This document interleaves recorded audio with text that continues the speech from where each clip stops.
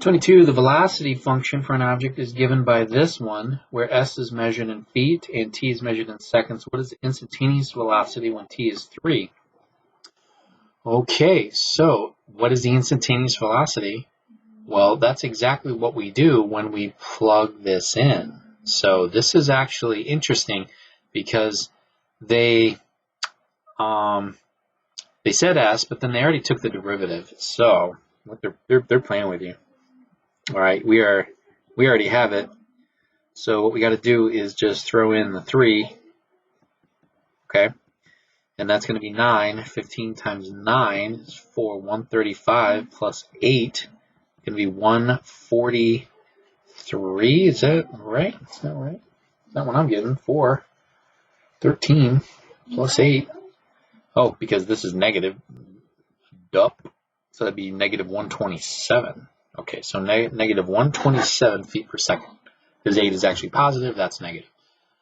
Okay, and so that's all that was a plug and chug. It basically was counting on you knowing that if you took the derivative of the s function, now they already labeled it for you, by the way, so you know it's multiple choice. If it wasn't labeled, you definitely would have to write those units.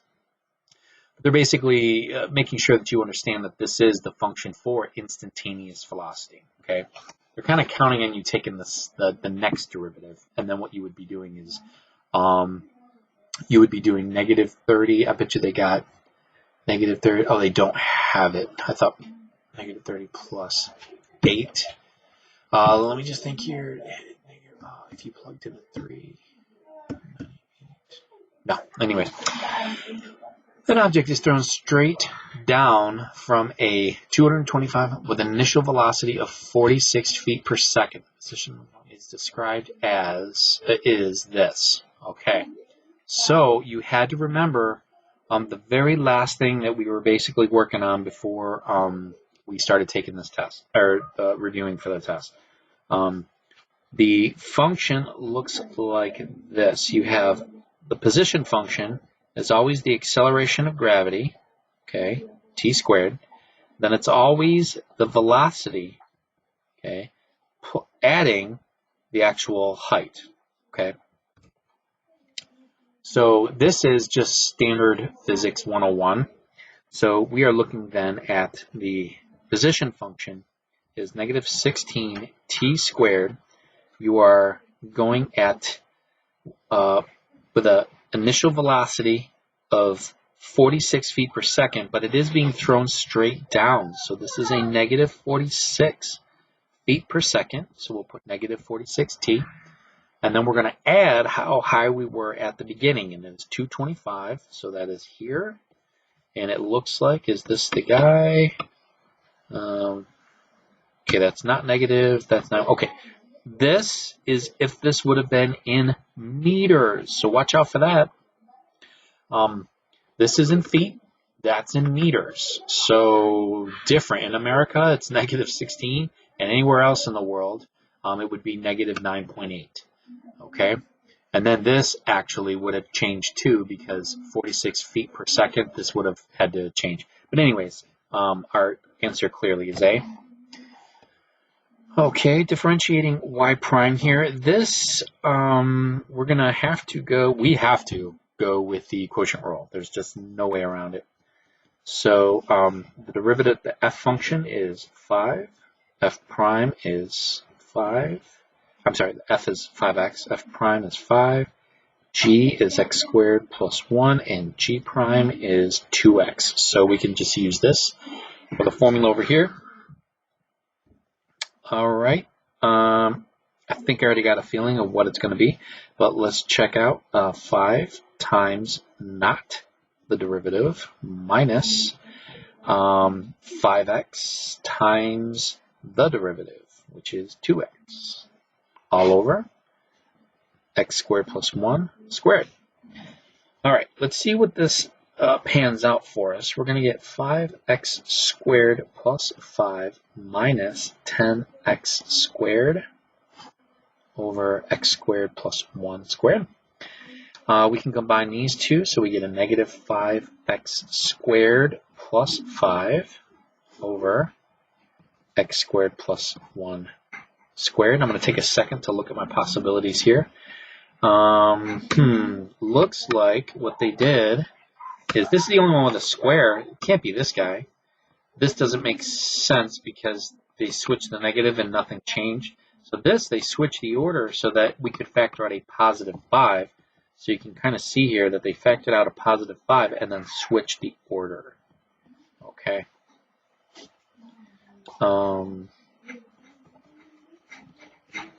Okay, and it feels like somehow we could cross these out, but you just can't. Okay. All right, there's 24.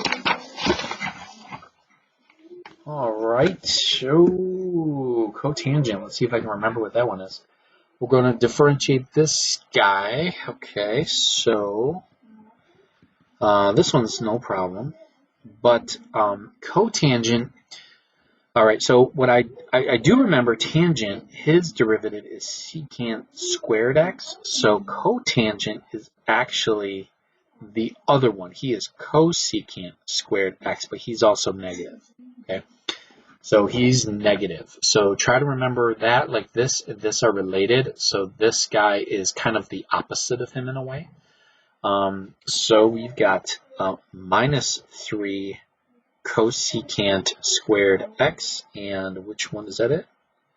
3x squared minus 3 cosecant squared x, and yeah, that's not squared, and that's a plus. Okay. All right. So there's all kinds of mistakes you could make there. So watch out for that. Okay, now I see a function in a function. So we've got something raised to the 7th degree, and then we have something on the inside. So here is the chain rule. Okay, so I'm just looking here to see. I didn't see any LNs, or is that on the previous page? Yeah, I didn't see any exponential derivatives. So watch out for that on the test. So just remember, like what I'm talking about there is like, you know, what's the derivative of 2x? Just remember it's ln of 2 times 2x. So watch out for that. I don't see it. So don't be surprised if you do see it. Okay. So you would think that it would be this. It'd be nice if it was, but it's not. It's not how the chain rule works. You got to get this guy to go here and then drop him a degree and then multiply by the derivative of the inside, which is 4x. And so what you actually get is that 28x in front with the 2x squared plus 5 being raised to the 6th power. So that is D. All right. Now the derivative of secant. Okay, now the derivative of secant is actually, secant is secant x is secant x tangent. Yep, secant tangent. So it's weird, but that is the case. So what we have then is when you take the derivative of this guy, okay, what we have is we do have the chain rule here, okay?